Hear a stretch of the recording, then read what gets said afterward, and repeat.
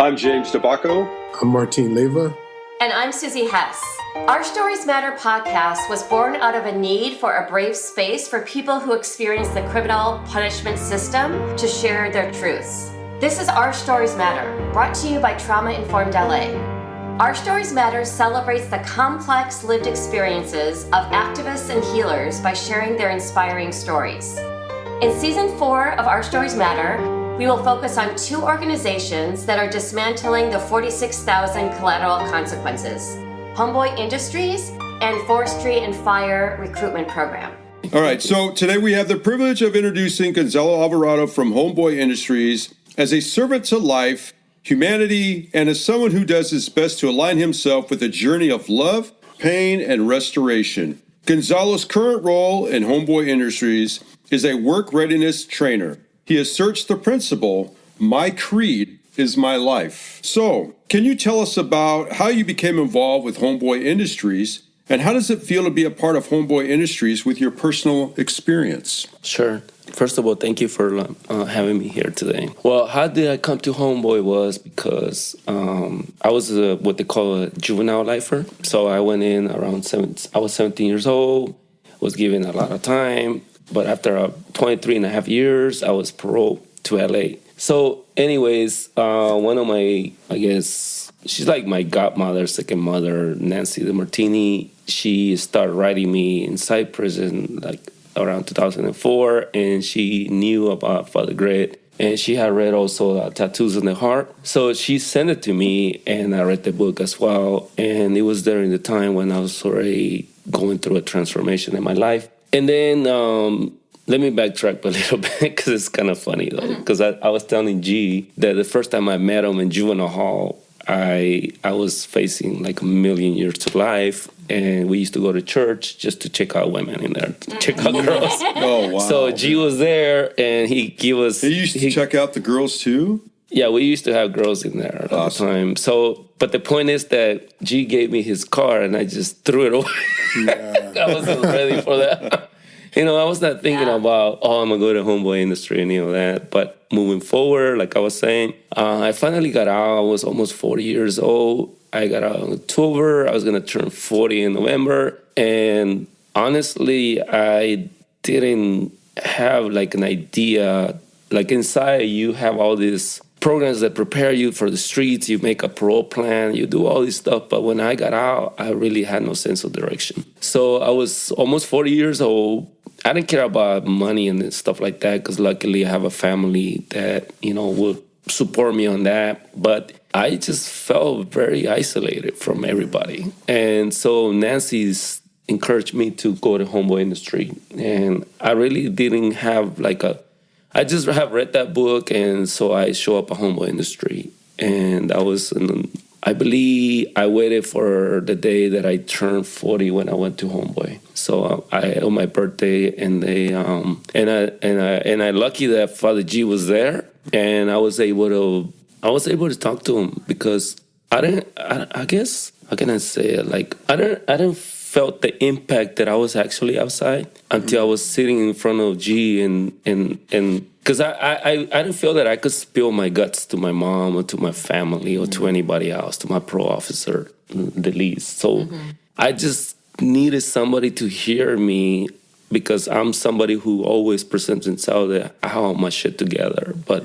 I told G, look, I just got out of prison and this is what I did, right? As far as my crimes, and this is what happened inside, and I don't know what to do with myself. And that's what I told him. I don't know what to do with myself. So he in his fashion, he embraced me, and he told me oh, don't worry about it. You are home, right?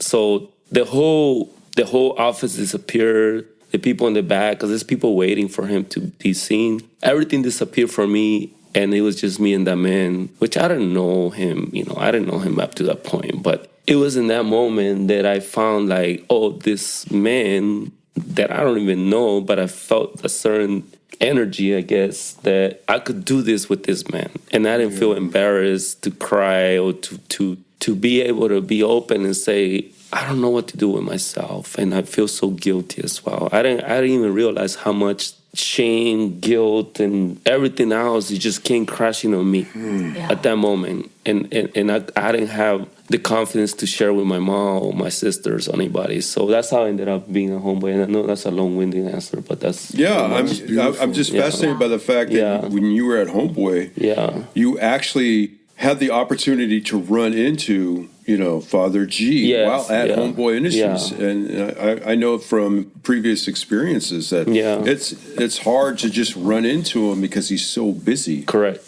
And that's what I wonder too, because, I sit there and think about my 6.5 years that I've been out here, and I think about what if it would be Hector or Jose Arellano sitting in the desk? What if it would be someone else, right? Like I just like playing with those thoughts, like what would I be? You get me? Because that propelled me to, I guess it propelled me to want it to be that man for other human beings that are coming through our doors or in need. And at first, it was far from what I wanted to do, because my mom had already secured a job for me, and, quote unquote, is going to make decent money. But I had to have a hard talk with my mom and say, I really don't want to go into that, because they don't understand. Like I was telling you outside, right? They don't understand that I went in as a 16, 17-year-old. Prior to that, I was in the streets for a whole year because, I was gangbanging. I was doing the stuff that I was doing. To now, where they see me as a 40-year-old man, right? Wow. But to them, it's like that gap. Like I asked my mom, now I'm filling them in, like the stuff that I went through. But at the moment, people don't see that, right? They just see a 40-year-old man who has it all together, who's smart, or who's doing this, or whatever, what have you. Whatever people, but they don't understand what is behind that, right? In between. So it's like a question mark, I call that. Yeah. And I felt that Father Greg, through his experience, that he had put the work enough for him to feel his spirit and to say, this man is not going to judge me. He's not going to look down on me. He's not going to act like he cares, because I felt that genuine care about it. And that's where I'm at now. That's where I want to be. And I want to be a participant of that. That's what I wrote that, where I don't want no labels. If anything, I want to have no labels. I want to disappear, because it's not about the label. It's more about whom I become, right? If I'm ready for that, because it's not an easy road to follow either. Yeah. So, yeah.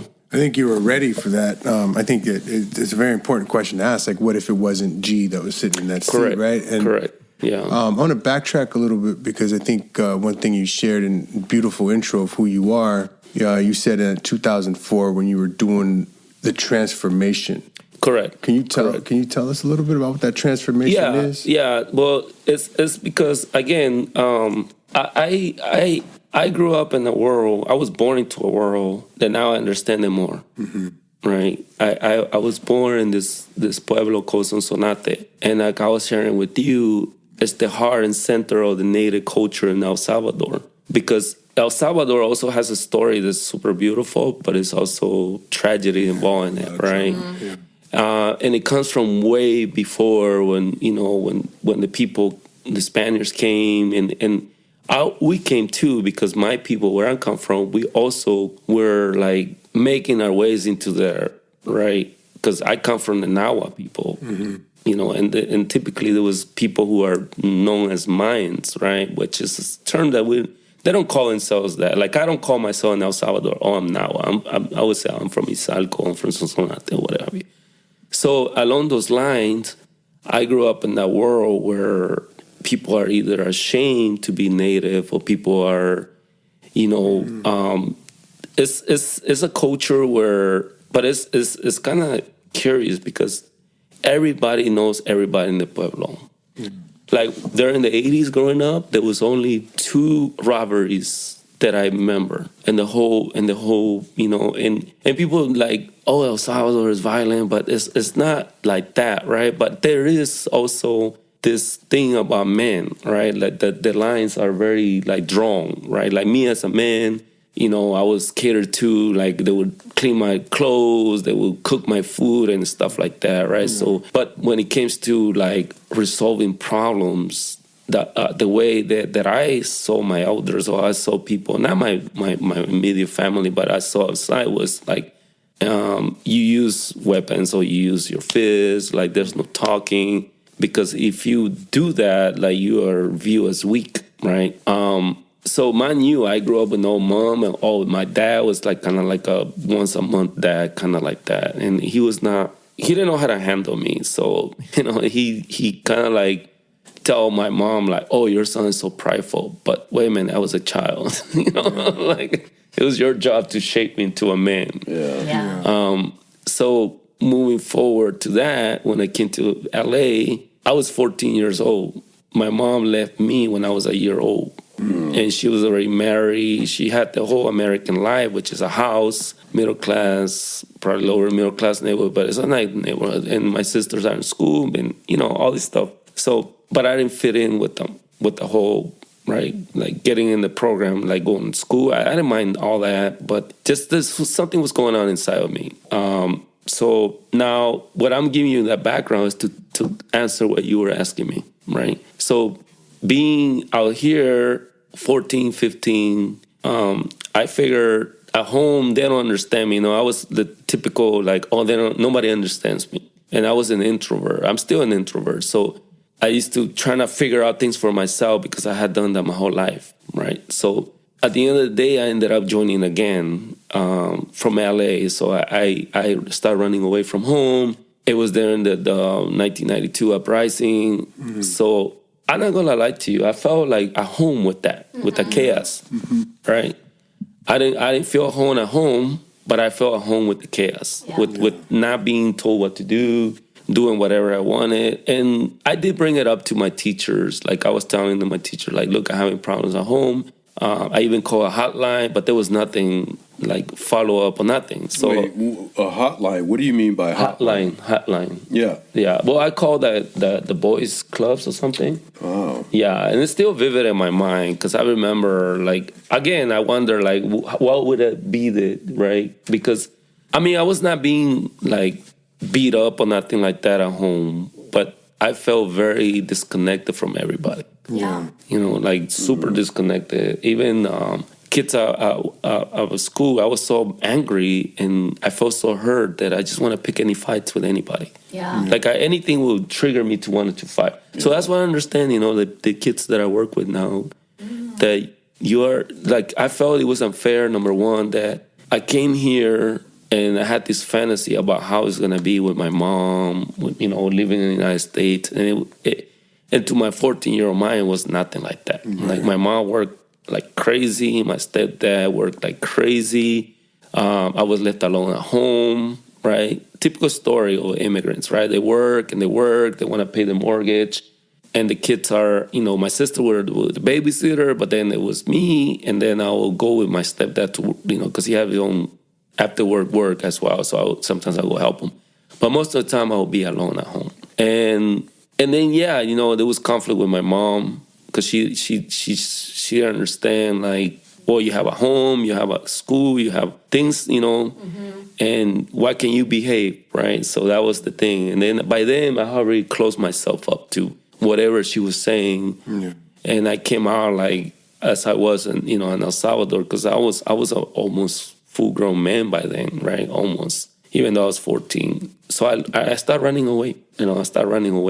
And I fit right at home because even though I think in our intro I said I didn't like violence, but I saw it as a mean to survive. Right. You know what I mean? So anyways, I rolled with that. I got in again. Within probably a year, I ended up being charged with very serious charges. So when I got found guilty, I went to juvenile hall. Then I went to county jail when I was 18 on my birthday.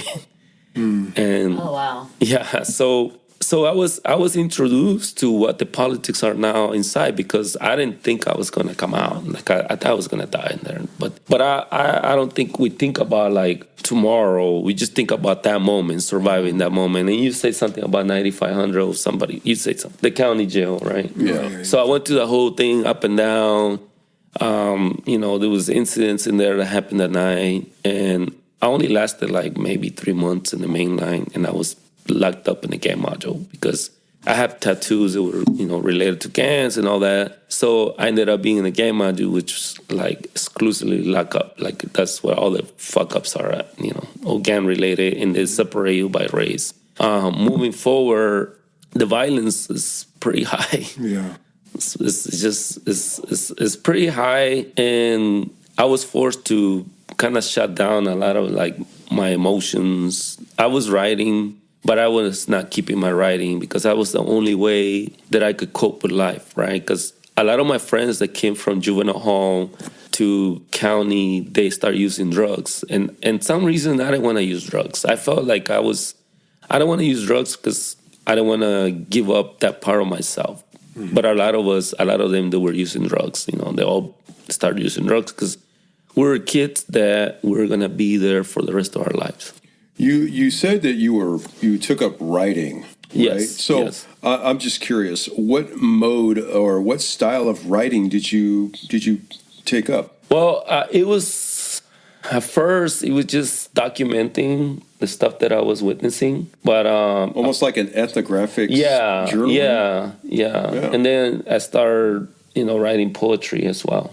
Oh. Yeah. When I was reading your bio, that will be on our website, I felt your heartbeat just reading the bio. I mean, just how you described your experiences and the violence and choosing violence because it's survival, which makes so much sense. Yeah. And then I was thinking about even what you wrote from El Salvador, right, to violence on the streets and gangs and inside. I mean, it makes so much sense. Like where things ended up, So writing has been in my family or literature forever. I have uncles, which my grandmother's brothers, who I have one, he's could be described as a philosopher. The other one is a historian, and then my grandfather, he had the British Britannica back down there. So I always liked writing and reading. And I found it like it was a way for me to, when people are talking about perpetuating violence on another human being, like I'm not here, it was my way out. Ah, that was your escape. Yeah. Because I'll give an example that I was 18, just 18 years old. Just like I said, it was like a week or two in the county, and I was in the state module. I don't know if you know what that is, but that's where people come from the prisons, come down to the county, so they keep them in the separate housing unit, I guess. Oh, okay. But it's very, very like violent too place, and that was my introduction to county jail actually, where I was there, and a black man got killed. Like a couple of days later, that was there. He got killed in the hallway while we were waiting to go eat. I guess it was an issue that was happening already. And I remember that two of my homeboys were my roommates, right? And they were kind of like schooling me down because one was already there facing like 1,000,000 years to life too. Wow. And I laugh because it's so ironic that they used to give us all these hundreds of years, like we're going to live that long. Right. It's so sad though too when you really think about it. It is sad. It is sad. But again, what I was going with this. Okay, so I was in the state module. A gentleman gets killed. Then talk about writing, right? That night, I remember I was up all night writing because I feel secure with my homeboys in the cell, meaning that they would say, "Well, what are you doing? Why are you always writing?" Like I was like, "Well, I just like writing. That's what I like doing." But I remember the next day where the sergeant made this decision he was not going to keep us segregated no more. He was going to separate us and mix us in with the African Americans, right? Like, so he did that, and I remember like walking in the cell. Like I had no choice but to walk in the cell, knowing that me and this other gentleman that was with me, another guy who was Hispanic, to say that something was going to happen in there, right? And it did happen, right? And I remember being in the hole, right? And, being alone and being in the hole. And some of the guys that were there, African-American guys, were actually... It's funny how that thing is structured, the hole, because you have a cell, but you have a sheet metal separating the two men who could kill each other if they were to be together. So me and that guy, I would say we became friends, but I started talking to him because we were behind the closed door. We're not supposed to be talking, smack to each other. So, and he was a blood, and we started connecting through writing because I used to share with them poems, and he used to share with me. He was learning Swahili, and he used to share with me how his thought process is changing and all this stuff. So I kind of discovered that writing is like what did I call it? Like we had these underground rivers, and it doesn't matter. It doesn't discriminate, right? So that's how I feel that writing is. That's so beautiful. How you say that. Yeah, I like that. Yeah. Writing is like a flowing river. Yes. Yeah. It doesn't discriminate what color are you my enemy, because he and I would have has to do something to each other. Is a door would have opened or something. But we're literally bunkies, like he was down and I was up, and it was a sheet metal, and I still, now that I'm talking to you, I can remember his face, Wow. Yeah. Wow. So that's how powerful for me writing has been. Yeah, it connects people for sure. Yeah. Yes. So back to what you were saying. So I wrote with that. For me, it was mainly survival because I didn't grow up with the folks out here in LA. It was more gang for me. Was when I ran away from home. It was a way to survive in the streets. All right, because I didn't know any other way. And then in prison, I didn't want to become part of a gang in prison, but it's kind of like a given. Right. So I rolled with that. But all that time I was thinking about it like what's the freaking reason behind all this violence? Like what is it that what's the fuel that gets this violence going? And then so in 1999 I ended up getting more charges, right? I ended up being involved in something that happened it was a racial motivated incident, and I was in a level 4 180, which is highest that you can get. Next to that is the shoe or the hole. So when I was going to court, I got found guilty. So I was going to be given another, 45, something like that, more to life. And so my first life, I had a little glimpse of hope that I might be able to get out, right? My first term, I was like, I might be able to get out if I keep my head down. But there's no keeping your head down in a level 4, especially if you're young. So I got found guilty. And again, I was like, okay, so this is partly. And I was given a year shoe. I did my shoe term in the hole. I got sent back to the main line because I was going to, I was still going to court. So they let me in New Folsom. And there was this individual that I knew from the other yard who did like paperwork, like he did legal work or stuff like that. And the legal beagle. Yeah. So I had that was my only, because everybody say, oh, I'm going to appeal my case, right? But it doesn't really work. So his name was Joel. He was going into a chapel, and I say, hey, Joel, I need to speak to you. And then he's like, okay, if you want to speak to me, you got to come inside, right? So I follow him into a chaplain. And in the chaplain, in the level 4 yard, 180, there was this group of men, like Mexican, blacks, Asians, and whites. So they had created a group under the guise of the church, but it was more about finding solution for the violence outside in the yard. I never seen nothing like that. Wow.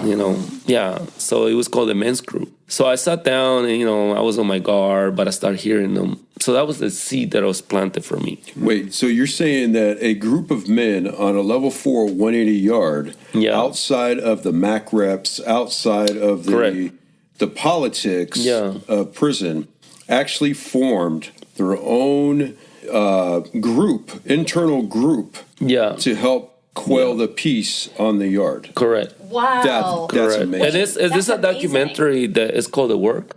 Yeah. I've seen that, So I was part of that. Okay. Yeah. All right. Yeah. This, you know what? This is interesting on so many levels. Yeah. So the person we interviewed an hour ago, we were talking also about former lifers have the lowest recidivism. So then hearing like level 4, which is often lifers, I don't know if it's always lifers, but often lifers, getting together, like really creating activism inside. Yeah. I mean, that's pretty amazing. And it could have cost us a lot because, like, I'm not supposed to mingle with someone else that's not my race or something like that. You took a risk. Yeah, you did. We all did. We all did. But look, it's still going to this day. Like, there's a documentary out, and it shows the work. You know, they're not just acting. But so that's how I keep coming to that group. I start forming, getting the different ideas, or like something clicked in me. Like, oh, not everybody wants this violence to happen, right? Right. We just don't have the courage. And that's to you what you're saying. My courage had to be built, right? The transformation. Yeah. So my courage had to be built because my whole identity was attached to being a warrior since I was a baby, since I was a kid. Right? My mom got killed when I was inside of her tummy. She got beat up by the police. And then coming out of her, I had to fight my whole life. So my whole identity was like, I'm alone and I'm a fighter. So for me to witness that with this man, and there were, you know, the first time was where I witnessed this gentleman. He was part of the Crips, and we call it like hitting the carpet, meaning that you're gonna do work, right? And he was like reaching out for me, and I'm never gonna forget that because I didn't reach back to him. But that had a big impact in my life, like my transformation inside, you know. Wow. Where this man, you know, like could be my enemy in the yard, but he was doing work. He was doing his internal work. Wow. And he started crying and he started like reaching out for me, but I didn't reach out back. Wow, you guys reached a whole new level of emotional maturity. Yeah. I'm blown away by that comment because I'm a professor now. Yeah. And I never got educated in prison. But one of the first persons to ever introduce me to literature was a Crip. Oh, and we were supposed to be enemies. Yeah. But he always gave me the books to read, gave me the conversations, that critical thinking skills. Exactly. Yeah. And it was somebody outside of my own, That my own is group. beautiful. Yeah. And so when you're saying that, I'm like, you know, You're perceived resonating. enemies are not our enemies. I could see it in you. You're resonating with what was being said. That's what I believe, you know, like the person that I am now, it took a while to discover that, and I'm discovering more layers of what my role in life is. Because like you were saying, right, this is like my core belief now. But I mean, I went through a few stumbling blocks that I had to go through. So as a kid, you know, I went with this idea with my mom, my dad, and how it was going to be in the United States, but it didn't happen. Then as a teenager, I had this idea of what it would be like to be a gang member, but that was not the reality. Then inside, all that was taken away from me because I could only go inside. Like there was so many laws and rules. And there was a moment where, you know, I didn't really attend groups like self-help groups. It was the only group that I attended, and I attended like a poetry, you know, literature, people like that. So I felt isolated. I stopped feeling, how do you say, like a that attraction to being a warrior, right? From the warrior, because you know the warrior, the shadow warrior, if you will, right? Which is a warrior, like a samurai, does things for the community. But then I start questioning myself, like, why am I doing this for? Yeah. Right. So I came to believe that it was just violent for the sake of violence, and everybody like. COs, us, we're all participating in this violence, but it has no sense because we try, us on our side, we try to impose our will on each other without understanding what the will is, right? Without understanding, or without even comprehending violence as well, right, in itself. So I start thinking about that, you know, and then I reconnected with what I was saying with the Red Road. They call it Red Road. Yeah. So I started reconnecting with the natives, and I started talking to them, and there was a yearning in my heart, which, you know, Christianity didn't fill that in for me, right? I mean, I know the prayers of my childhood and all that, but I felt that I needed to be somewhere where I'm alone, where I could be embraced, but this power, because I felt that power, you know, because I believe that even the violence or the shadowy warrior is very powerful. And it still exists with me. I was just telling somebody, it's just the fact that I embrace that and I have conversation with that spirit, with that being that is within me. Yeah. Instead of ignoring them and just letting that being run my program. Right now, it's a compilation of everything. I'm running the program, right? So when I started connecting with the bros, and the first time they invited me, because we don't have sweat lodges where I'm from. We had different things. But when the first time I went to the sweat lodge, it was like I cried. Yeah. Because it was dark, and there was songs that they were singing that resonated with my whole being, like my whole being. So I even wrote about it, my first sweat lodge that I did, and I was in Calipatria, and it was in the desert, and I never felt that since I was a kid, that sense of peace that didn't matter. But then I thought about it like, okay, so what's next, right? Because I made a promise to those men in Folsom that I was gonna disavow violence, but I still haven't, right? So that's when I realized, like, deeper into my spiritual being, that we have a choice. We have a choice. I had a choice since I was a kid. I have a choice in the county.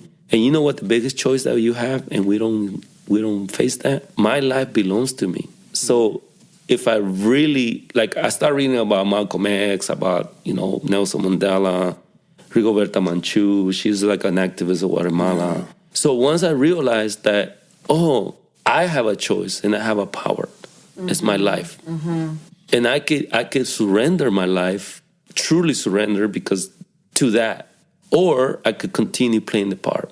So I chose to surrender my life in that. So my whole get down start changing more, and I stop thinking, it has to be this, or I have to be this tough man, or I has to do this stuff in order for me to feel pride about my culture, about myself, or my own agency, right? Like I start thinking like, I do need my community, but I'm not gonna be engaged, right?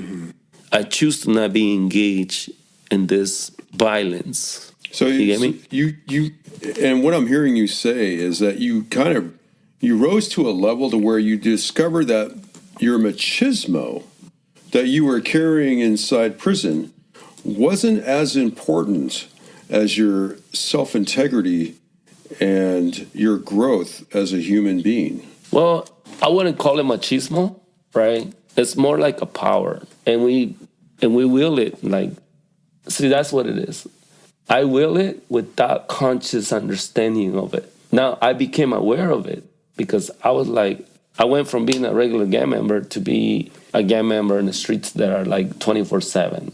So in a way, that what you're saying, like, I get it. I get what you're saying, like, because to me, machismo is something that has a negative connotation to it. Okay. But I discovered within myself that is also necessary, right, to protect your homeland, to protect yourself, to protect your community, to survive. Yeah. You know what I mean? So, but once I became aware of it, like seeing it, like literally seeing it, right, like seeing it right there, then I was like, you know what? I'm gonna own that instead of that owning me, right? And that's when the integrity, right? Because integrity means integral, right, to everything that we are, right. So I embraced that.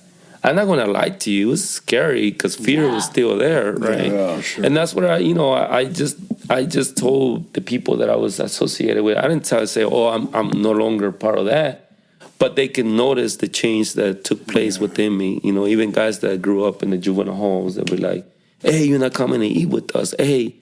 Right? So it was kind of, at first, it took me a few years to kind of balance that, right?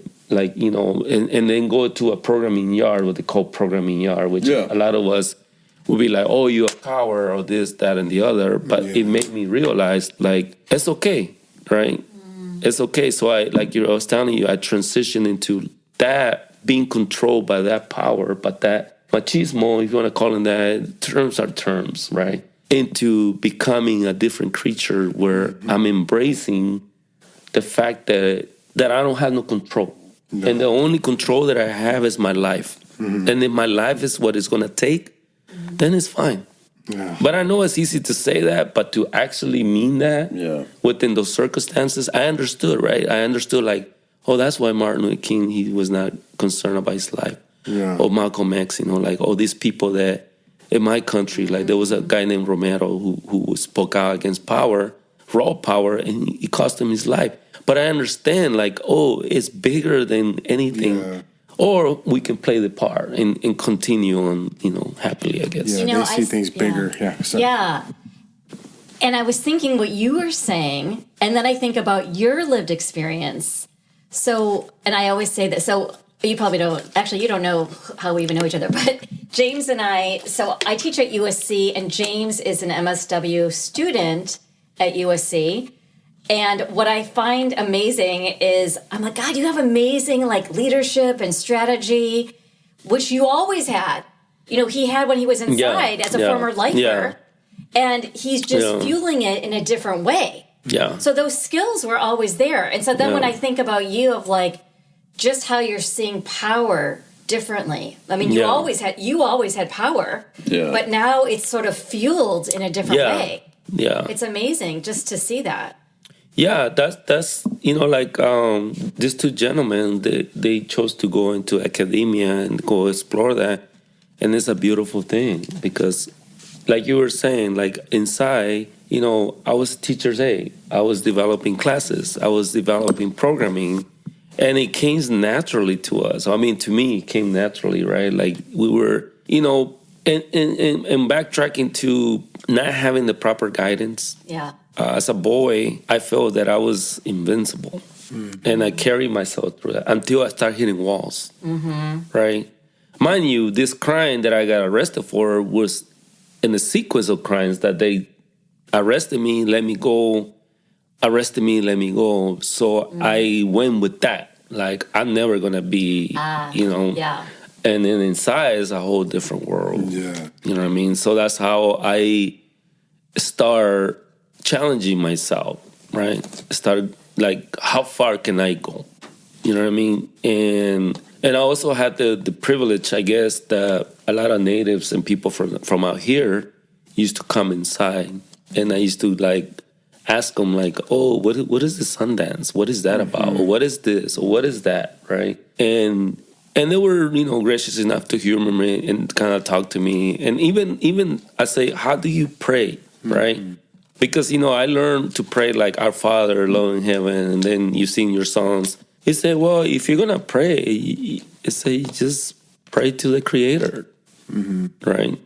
Pray to the Creator. Pray for, not for what you need or for who you are, just pray for the people. Yeah. And that stuck with me.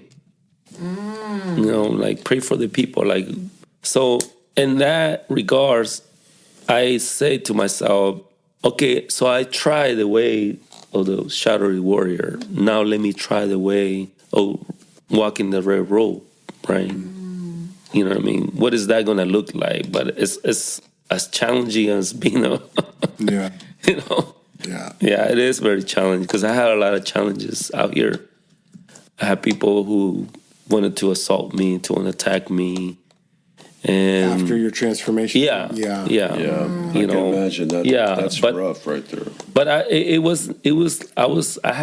have that fear. I didn't have that fear that I had before.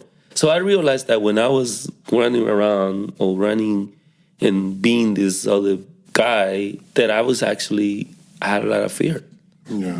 And now that I'm walking this road, just the other day I saw this guy picking up two little homies, and I intervene where I say, look, these are kids. Like, what's going on? Like, why are you like posturing? Like, what's going on with you? Like, and trying to kind of like, because I don't know what he's got, because he's doing this stuff in here. But I don't know if he's acting or he's serious about it. I don't know. Yeah. But I felt compelled that, like, look, I give people a lot of ass whooping. I don't mind taking an ass whoop. Yeah. And I've been tested like 3 times already since I've been out, where, or where I used to live, where, like 4 guys approached me and they wanted to know where I'm from. I'm like, dude, I'm an old ass dude. Like, what? What the hell? What do you mean I'm from I've Brazil? done my time. Yeah, like what are Too you bad we talking can't about just here? whip out a card and says "old guy." Like, do you want money? That's what you want. So I ended up giving them $100 because that's probably what they wanted, you know. And I figure my life is worth more than that because I was a kid, Yeah. you know. So I understand like the psychology of like, but yeah, that's how that transformation started. Yeah. So it's understanding not just the politics or what's going on outside, but understanding myself. Yeah. Right. Understanding that fear that I harvest and it gets triggered sometimes, I'm not gonna lie. Yeah, for sure. Yeah. That's powerful. You know, shifting gears, if you don't mind. Yeah, no, for sure. You state in your bio that you are employed as a work readiness trainer at Correct, Homeboy Industries. correct, yeah. Can you share with us what is that about? So Homeboy, we have an 18-month program, like myself. I didn't complete the whole program, but so this new department was created because we realized that even though we have, you know, ideally like, oh, you get a job, no, but you still have the human, right? Mm-hmm. We had the human with the fears, the biases, the trauma is still there. Yeah. Right. Correct, yeah. So 2.5 means the middle of the program. So that's where a trainee could be somebody like me, somebody like you, or somebody who never been in jail but is gang affiliated or wants to kind of transition into a different way of life, right? So we have a whole batch of different people that go through that program, right? So when the first part of the program, they work on themselves, you know, they have a case manager, they have a navigator, and so they figure out where this person is going to be like, does he have domestic violence issues? Does he have anger issues? Does he have gang issues? All those issues we do our best to try to get them addressed. Then they go to the business, right? They has to be in the program for like 3 months. Now, my role was, I've been at this role for like 2-something years, but so we discovered that just because we put people in the businesses, right, there's still issues that are going to come up, you know, like anger, right, tardiness. And we have managers who have no time for this stuff to deal with this. So now I come into the picture, right? Work readiness trainers, we are, in a nutshell, we are trainers, like literal training. We are like therapists, we are coaches, and we are case managers all at once. Wow. So our main job, is to, because I went to the program and I went to the culinary school. I got some formal education in psychology and all that, and self-help. So my role is I help the managers, when they're not there because, but my main role is the individual, the people. It's almost like you're a social worker. You know, you almost act in the role or the capacity of a social worker. And they work. Yeah. So if there's like, a trainee who's struggling with housing, or a trainee who struggles with depression, or a trainee who struggles with anger. So my role is to do dishes with them, because when you first come in, you do dishes. So I'm there and talking to the individual, getting to know who you are, getting to feel it, getting to like acknowledge you, right? So our main thing at Homeboy is relationships. Because if I know you, I don't want to hurt you. Right. And if you know me, you know I'm coming from a place that is from caring you. I'll give an example, right, without saying any names because I cannot. But I had a gentleman who's young. He's like probably like 26, 27. And he's having problems, like car problems. And I told him, like, I pull him into, because we can talk to them and they say, what's going on? And because I have experience outside Homeboy, I say, in another job, they will not let you not come to work because your car is not working, right? But he feels that we are against them. So that's where I come in. That's what I kicks in. So now I'm going to go deeper with them. Right. So Like a big brother almost. Yeah, in a way, yeah. But he has to respect me and care what I'm saying, right. Because he's from a different definitions, an African-American man. So I pull him into the office and I say, okay, so where this coming from? That you think that we don't care about you? I say, if I didn't care, or your team wouldn't care, we would have just got rid of you. Mm-hmm. So, but that is what I used to run with. Yeah. Right? Yeah. You know what I mean? Like, nobody cares about me. Yeah. My mom don't care about me. My dad don't care about me in the school. So now I'm gonna go deep with them. Like, tell me, what is this not caring about? What is that about? Yeah, but you guys are always trying to fire me. You just like, so he feels attacked. And I explained to him, like, look, I do care about you. And I said, look at me, like, I do care about you. It's not, I say, you think I'm here talking to you and holding you accountable? I do care. So I say, do me a favor. Let's just start talking about why you think that we don't care about you. Well, there's 4 people in your life in here who are, facilitating your growth. And I say, I don't want you to be forever stuck in pots and pans and making $16 an hour. I say, because he cares a lot about his family. So I say, look, you care about your family, obviously. So why not give yourself a chance to grow? I say, I know that you went through a lot of stuff throughout your life and people didn't care or people didn't see you, but I'm seeing you, and I want you to do me a favor. I want you to see yourself and know that you have people who care about you. Because that's the story we tell ourselves. Like, oh, nobody cares. You know what I mean? And we feel attacked. So, so that's you know what I mean? That's that's where my work is as a work readiness trainer, is that catching those moments. Yes. That's Right? important. That's important. Yes, and your medicine of love. Oh, wow. Yeah. That's amazing. Yeah. Well, that's the main thing. Love. Yeah. Wow. That's beautiful. Yeah. It comes from such a lived place, too. Yeah. I could just feel it. And it's genuine, and you could see and feel the authenticity. Yeah, exactly. Well, yeah, it's like everything else, you have to water it. So what was it like today to tell your story? Well, I don't really tell my story that much, but Yeah. Elvia, she's a mutual friend from a friend. So Yes, that's me. Elvia. Hi, Elvia. So I agree, but I usually don't as much. I don't, but I'm also doing this work with the UCLA and with $1 Million Hood. Mm-hmm.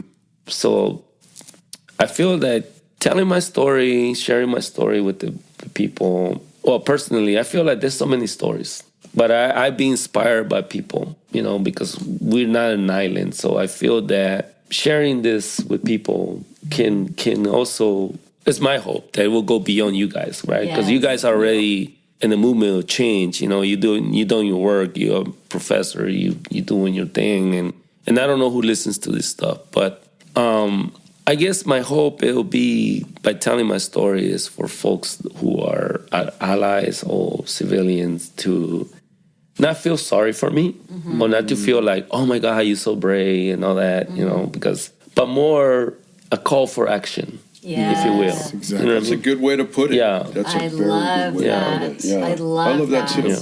That's peaceful. Well, Gonzalo, we've had a great time with you today. And we've had a great time listening to you and just really embracing everything that you're saying. And, we love the love that you're putting out there. Thank you.